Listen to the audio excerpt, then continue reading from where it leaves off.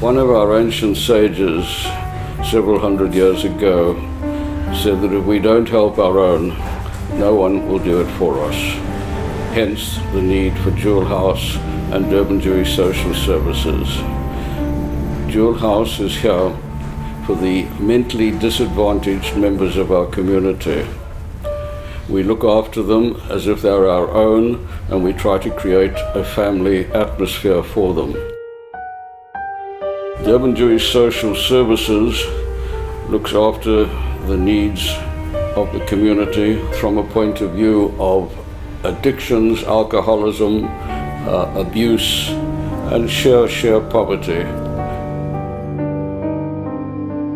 In addition, Jewel House looks after those who need food, and we do Meals on Wheels for them. The meals are made and cooked at Jewel House. Including Jewel House, we do between 450 and 525 meals a week. Quite a lot of the meals are distributed by volunteers. That's one thing that I do monthly. It's booked in my diary, and my sister-in-law and I go and deliver meals to those who can't get their own meals. There's families in the community that don't have families to look after themselves. So that's what we do. We are an arm of other families. We cannot operate without the help of the charities, the trusts, and any person who decides to make a donation to us.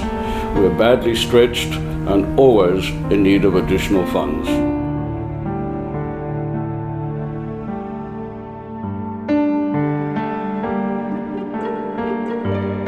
The reason for the UCF is so that you have one umbrella organization collecting funds from the whole community. The funds are needed to run organizations from salaries, rentals, security. The various beneficiaries of the United Communal Fund on an annual basis submit a budget to the UCF. The Financial Management Committee meets every quarter and analyzes the affiliated members' financial statements to see that they are tracking their budget and if there is adjustments to be made.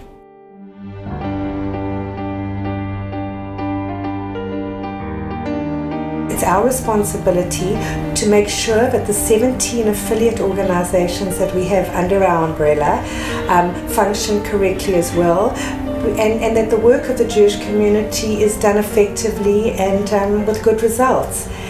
So we are very much an open and transparent organization, and we're all voluntary.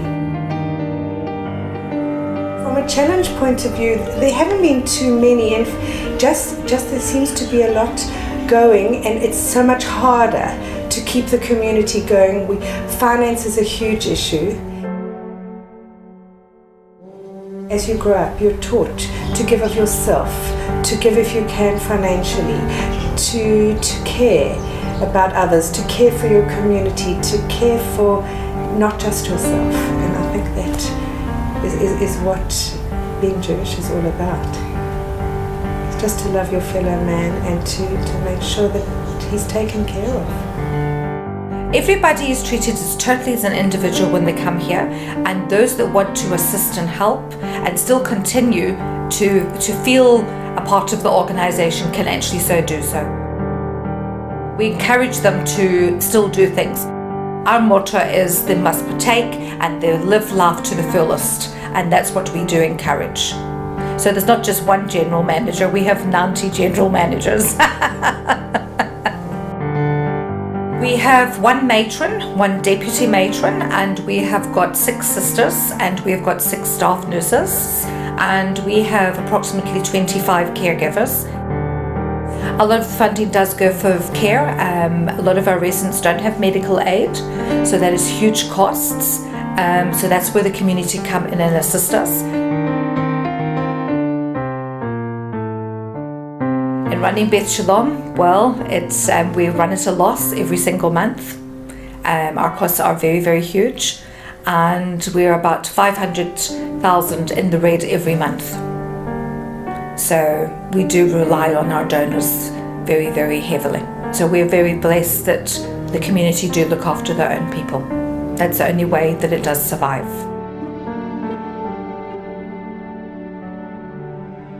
Jewish community of Durban have so generously provided this centre and this space for young people to understand this traumatic history that happened to the Jewish people, but in fact the lessons from it are for humanity and for all of us every day, and are so relevant to what's happening every day, regrettably, since 1945. The only way that we will ever avoid this form of anti-Semitism is if people are educated. The study of Nazi Germany and the Holocaust is mandated in the national history curriculum for grade 9. They feel differently when they leave here.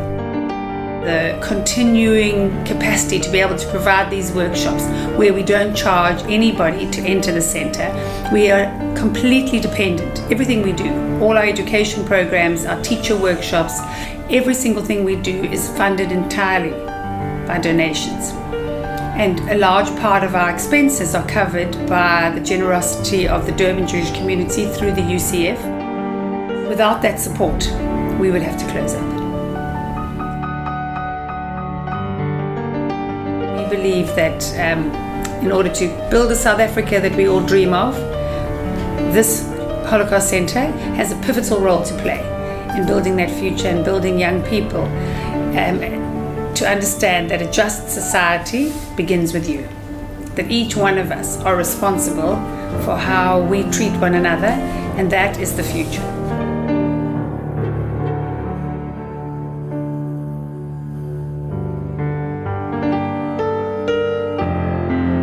I hope that by watching this video you got an understanding of what our community is all about, what our community organizations are all about. And I think we can be incredibly proud of what previous generations have given us for our community today. Unfortunately, the story doesn't end there. We now need to support these community organizations going forward. And that's where I need everybody to get involved and to do their best for our community.